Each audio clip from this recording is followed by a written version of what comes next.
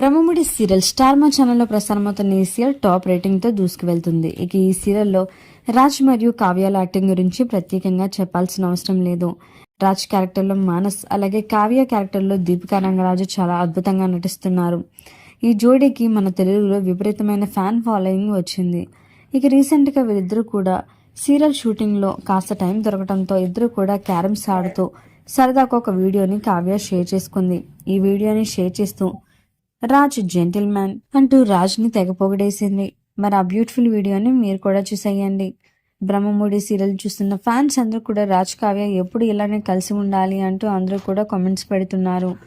మరి కావ్య షేర్ చేసిన ఈ బ్యూటిఫుల్ వీడియో కనుక మీకు నచ్చినట్లయితే ఈ వీడియోని తప్పకుండా ఒక లైక్ చేయండి, కామెంట్ చేయండి.